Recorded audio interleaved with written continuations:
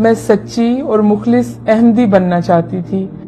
جس کے لیے میں قادیان گئی، لیکن میں نے جو حالات وہاں دیکھے اس نے مجھے قادیانیت سے قریب کرنے کی بجائے اسلام کے قریب کر دیا۔ میرا نام چندہ سمینا کوثر ہے اور میرا تعلق چناب نگر سے ہے، جس کا پرانا نام ربوہ بھی ہے۔ میں نے بنیادی تعلیم ربوہ سے حاصل کی، FA BA، اور اس کے بعد میں نے BEd جو ہے چنیوٹ کالج سے کیا۔ BEd کے بعد مجھے جانے کا موقع ملا اسٹوڈنٹ بیس پہ سوئٹزرلینڈ، ادھر سے پھر میں نے مائگریٹ کیا بیلجیم میں۔ بیلجیم میں موجودہ میری سچویشن جو ہے وہ میں بطور جج فیملی کورٹ میں فرائض انجام دے رہی ہوں۔ میں پیدائشی قادیانی تھی۔ میرے خاندان میں سب سے پہلے میرے پردادا قطب دین نے مرزا قادیانی کو امام مہدی مانا تھا۔ جب میں قادیانی تھی تو بھی اپنے آپ کو مسلمان ہی کہا کرتی تھی، بلکہ ٹرو مسلم کہا کرتے تھے ہم اپنے آپ کو۔ لیکن میرا اپنی والدہ کے ساتھ چھوٹی عمر میں قادیان جانے کا موقع بنا۔ یادداشت میری تھوڑی شارپ ہے، اس لیے مجھے ایک ایک دن یاد ہے قادیان کا۔ تو میں نے جو محسوس کیا کہ وہ ایک بستی میں سے ایک بدبو ہے، جیسے تعفن ہے، ہلکی ہلکی سی، یا جیسے کہتے ہیں کہ نالیوں کی یا گٹروں کی اس طرح کی ایک آتی ہے تعفن سا۔ دوسری میں نے چیز جو قادیان میں محسوس کی وہ تھی، ایک ان کا کمرہ ہے بیت الدعا، اس میں بہت لمبی لائنیں، اور کہتے ہیں اس میں جو جا کے دعا کرے گا وہ تو جنت کا بالکل ہی حقدار ہے۔ اس میں جب جانے کا موقع ملا تو اس میں ایک اور ہی قسم کی وحشت، اور دو تین لوگ ادھر کھڑے ہو سکتے ہیں، جلسے کے دن تھے۔ تو اس بیت الدعا میں مجھے کوئی بھی روحانی چیز نہیں نظر آئی۔ تیسری جو چیز تھی وہ تھا منارۃ المسیح،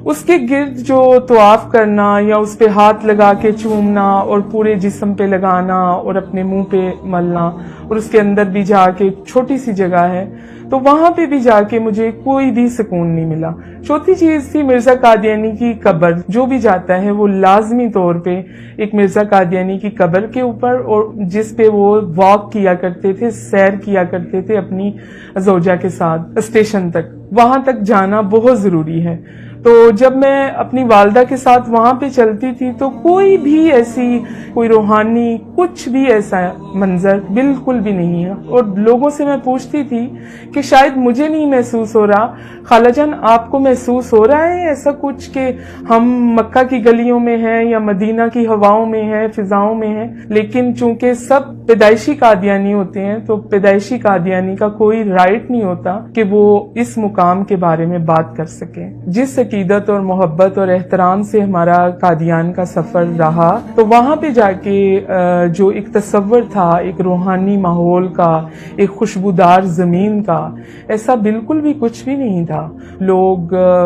بس اپنے تئیں اس کو مکہ مدینہ کا درجہ دیے بیٹھے ہیں۔ اس کے بعد جب میں نے مرزا قادیانی کی کتابیں اس لو سے شروع کی کہ مرزا قادیانی نے خود کہا ہے کہ ہر احمدی پہ 3 دفعہ میری کتابیں پڑھنا لازم ہے، تو مجھے پتا چلا کہ حضرت عیسیٰ علیہ السلام جو خدا تعالیٰ کے سچے نبی تھے اور پاکیزہ ماں سے پیدا ہوئے تھے، ان کے بارے میں جو گستاخانہ باتیں تھیں وہ میں جب اپنے والد سے شیئر کرتی تھی تو میرے والد جو ہیں بہت زیادہ خفا خون ہوتے تھے کہ یہ کوئی مولوی تمہیں پٹی پڑھاتا ہے۔ جیسا کہ روحانی خزائن جلد نمبر 19 میں مرزا قادیانی نے خود اپنے ہاتھوں سے تحریر کیا ہے کہ نعوذ باللہ حضرت عیسیٰ علیہ السلام جو ہیں وہ شراب نوشی کرتے تھے۔ تو اس طرح کے بہت سارے کفریہ کلمات ہیں جو ایک نبی کی شان کو بالکل بھی زیب نہیں دیتے۔ اس کے بعد جو کچھ ایسی باتیں ہوتی تھیں کہ بہت ہی زیادہ ایک بچی اپنے باپ سے نہیں کر سکتی، تو وہ باتیں میں اپنی ماں سے کرتی تھی اندھیرے میں، کبھی چھپ چھپ کے، کبھی پیٹی والے کمرے میں، کہ والدہ یہ چیزیں لکھی ہیں۔ تو میری والدہ ایک پڑھی لکھی عورت تھیں، تو پھر وہ مجھے کہتی تھی مجھے نشان لگا دو بیٹی، میں 10 بار پڑھوں گی اور اسے سمجھنے کی کوشش کروں گی۔ اور کئی دفعہ محلے کے مربی سے بھی میں رابطہ کرتی کہ آپ تو ہمارے استاد محترم ہیں، ہماری رہنمائی کریں، یہ باتیں دل میں ایک گرہ سی باندھتی جا رہی ہیں۔ اس سارے سلسلے کے بعد جب میں اپنے والدین سے بات کرتی، میری والدہ جو ہے قائل ہو جاتی تھی، لیکن میرے والد کبھی بھی قائل نہیں ہوتے تھے، بلکہ وہ کہیں نہ کہیں میرے لیے مرنے کی بد دعائیں کرتے تھے کہ یہ کیا اذیت ناک ایک بچہ میرے گھر پیدا ہو گیا ہے، کیونکہ میں سب سے بہن بھائیوں میں چھوٹی تھی اور سب سے زیادہ خدمت گزار تھی، اور میرے بہن بھائی سب سیٹ تھے یورپ میں، لیکن میں اپنے والدین کے ساتھ تا دم مرگ میں نے نبھا کرنے کا وعدہ کیا ہوا تھا خدا سے۔ اس کے بعد جو ہے میں نے کچھ عرصہ کے لیے اپنے والد سے ڈسکشن کرنا بالکل بند کر دی۔ خدا سے میں نے عرض کرنی کہ یا خدا، میں ایک عورت ہوں، ایک لڑکی ہوں، اگر میں اس عذاب سے نکلوں تو میں اپنے ماں باپ کے بغیر نہیں نکل سکتی۔ لیکن میرے والد کو آخری عمر میں کچھ ایسے خواب آنے شروع ہو گئے تھے اپنے متعلق، میرے متعلق، تو پھر وہ میں جب بھی ان کو فون کرتی بیلجیم سے تو وہ مجھے کہا کرتے میرے پاس جلدی سے آؤ۔ تو وہ کچھ آگ دیکھتے تھے، کبھی اپنے آپ کو جلتا دیکھتے تھے تو کہتے تھے کہ تم میری بیٹی ہو، تم میری مرہم کر رہی ہو۔ تو اس طرح سے میرے والد کی جو نفرت تھی خدا تعالیٰ نے محبت میں بدل دی۔ پھر الحمدللہ 2015 میں وہ دن آ ہی گیا جب میرے والد جو ہیں بالکل باقاعدہ طور پہ مجھ سے ایگری ہو گئے کہ ہم اس کلٹ سے نکلتے ہیں، اور ڈھیروں لعنتیں ڈال کے مرزا قادیانی پہ ہم نے سچے دل سے اسلام کو قبول کیا۔ چونکہ بچپن میرا ربوہ میں گزرا، چناب نگر میں گزرا، تو بہت سارے ایسے واقعات ہیں جو ذہن پہ ویسے ہی نقش ہیں جیسے میں نے خود اپنی آنکھوں سے دیکھے۔ جیسا کہ وصیت کرتے ہیں یہ لوگ، پوری زندگی پیسے دیتے ہیں کہ ہم جنت میں داخل ہوں گے، اور علیحدہ سے بہشتی مقبرہ بنا رکھا ہے۔ تو جن لوگوں کے بھی پیسے تھوڑے سے کم ہوتے تھے ان کو وہاں پہ نہیں دفن کیا جاتا تھا، حالانکہ وہ پوری زندگی اپنی آمدن کا حصہ باقاعدہ دیتا رہا۔ اگر تھوڑے سے پیسے کسی بیماری کی وجہ سے یا بڑھاپے کی وجہ سے یا پریشانی کی وجہ سے وہ ادا نہیں کر سکا تو ان کا میں رحم کہیں پہ بھی نہیں دیکھتی تھی، اور اس کو امانتاً نارمل جو عام قبرستان ہے اس میں دفن کر دیا جاتا تھا۔ اور میرے والد چونکہ بزرگ تھے اور نظر بھی کمزور تھی اور بہت دعاؤں والے آدمی تھے، ان کو انوائٹ کیا جاتا تھا کہ فلاں وقت میں آپ آئیے، وہاں سے اس میت کو اٹھا کے نکال کے پھر بہشتی مقبرہ میں اس شرط پہ داخل کیا جاتا تھا جب تک وہ اپنے بقایا جات ادا نہیں کر دیتا تھا۔ 4 دن بعد یا 5 دن بعد، تو میں چھوٹی تھی تو اپنے والد سے ضد کرتی تھی کہ میں بھی آپ کے ساتھ ضرور جاؤں گی، مجھے دیکھنا ہے۔ جب اس کو نکال کے ایک ریڑی سی ہوتی تھی اس کے اوپر رکھا جاتا تھا، اس وقت میں میرے والد کے کندھے پہ ایک صافہ سا ہوتا تھا، وہ میرے منہ پہ بھی لپیٹ دیتے تھے اپنے، کیونکہ اتنا زیادہ تعفن ہوتا تھا، اور اس میت سے، اس لاش سے ایک غلیظ اور بدبودار پانی پورا سفر جو ہے عام قبرستان سے بہشتی مقبرے تک چھڑکاؤ ہوتا جاتا تھا۔ وہ میں اپنے دل میں اس قدر درد محسوس کرتی تھی کہ ہمارے پاس کیوں اتنے پیسے نہیں ہیں، ہم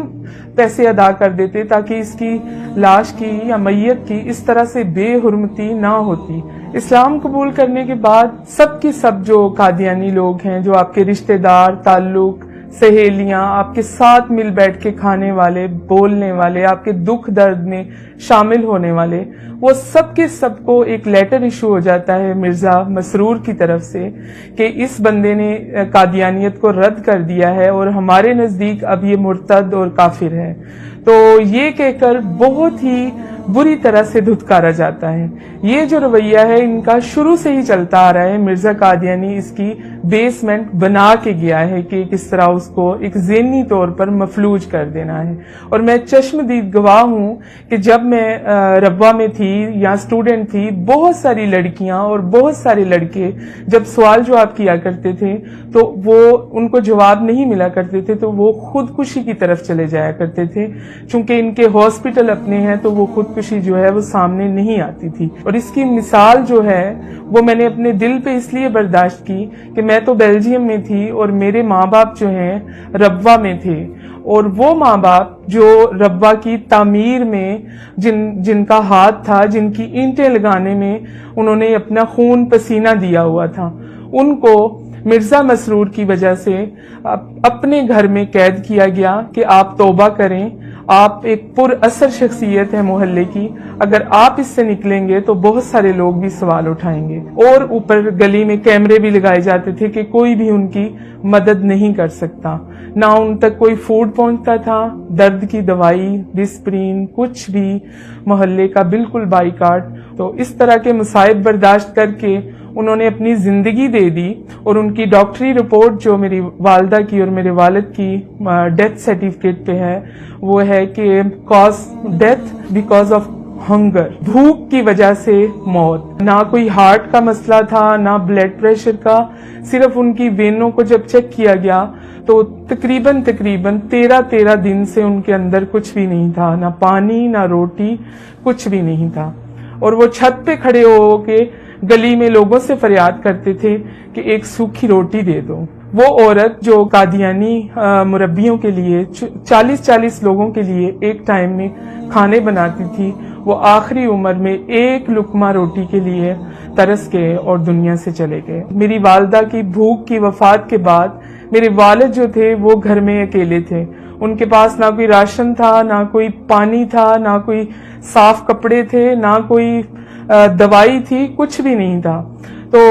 وہ اکیلے تھے۔ پھر میں نے رابطہ کیا UNO کے ادارے سے اسلام آباد میں کہ آپ میرے والد کو ایمبیسی کے تھرو چیک کر سکتے ہیں، کیونکہ میرے والد اور میری والدہ جو ہیں بیلجیم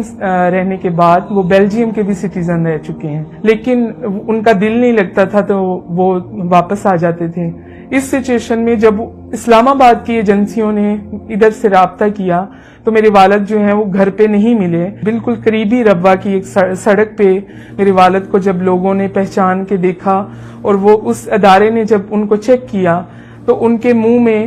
بہت سارے بجری کے پتھر تھے جو وہ چوس رہے تھے، اور جب ان کو کہا گیا کہ آپ کا گھر کدھر ہے تو ان کو گھر بھی یاد نہیں آ رہا تھا کہ میرا گھر کدھر ہے۔ قادیانی جو ہیں ان کے اوپر ایک الزام ہے کہ وہ اسرائیل کے بہت زیادہ قریب ہیں، اور میں بھی اس چیز کو الزام ہی سمجھتی تھی جب میں مختلف قسم کی دیواروں پہ یہ لکھا ہوا دیکھتی تھی کہ قادیانی جو ہیں اسرائیل کے یار ہیں، غدار ہیں، غدار ہیں۔ تو میں سوچا کرتی تھی کہ یہ کون سے ایسے مولاناز کو حق ہے جو قادیانیوں کو ایسا کہے یا باقاعدہ طور پر دیواروں پر تحریر کر دے۔ تو بہت ہی ایک غصے کی سی کیفیت پیدا ہوتی تھی۔ لیکن بیلجیم میں جانے کے بعد، ان کے سسٹم کے اندر جانے کے بعد، ایک تبلیغی طور پہ ان کا کام کرنے کے بعد اندازہ ہوا کہ یہ بالکل حقیقت اور حق اور سچ بات ہے، کیونکہ قادیانیوں کا ایک اعلیٰ سطح کا مرکز جو ہے وہ اسرائیل میں خود بنایا ہے، اور ادھر ان کا آنا جانا بھی ہے۔ اور 2014 میں باقاعدہ طور پر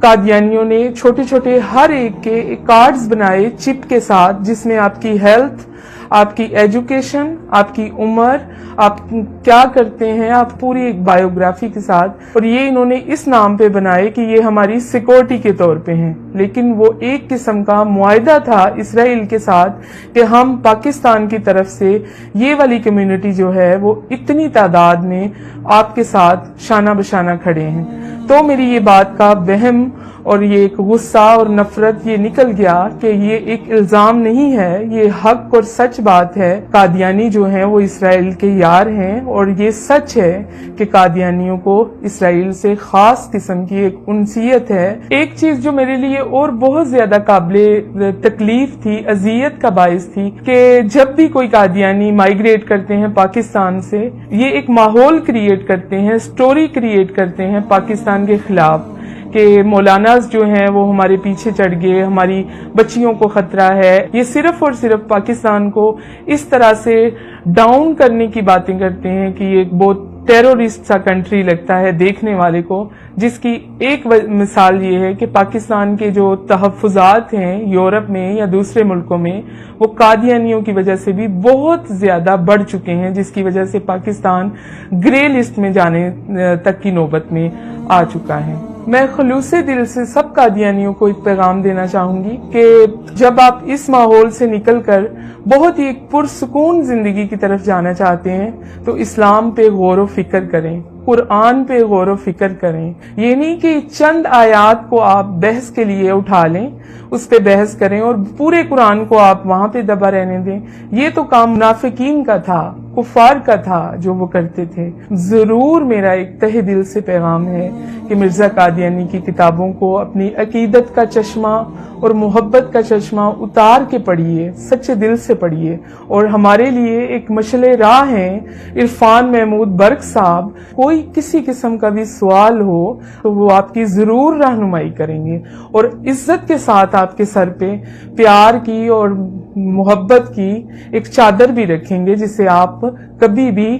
اپنے سے دور نہیں کر سکیں گے. اب میری زندگی کا مقصد صرف اور صرف یہ ہے کہ جو لوگ اندھیروں میں بھٹک رہے ہیں، جن کو راستہ کچھ بھی دکھائی نہیں دے رہا اور وہ اپنے تئیں سوال کرتے ہیں، اپنے تئیں جواب لیتے ہیں، ان کے لیے ایک آسانی میسر کرنا کہ وہ بھی اس نور کو پہچانے، اس حق کو پہچانے اور ایک سچے سفر کو جو زندگی میں بھی کامیاب کرے گا اور آخرت میں بھی شفاعت کا باعث بنے گا. اور زندگی بہت ہی آسان ہے فرمان مصطفیٰ صلی اللہ علیہ وسلم کے ساتھ، اور مرنا تو اس سے بھی آسان ہے شان مصطفیٰ کے ساتھ.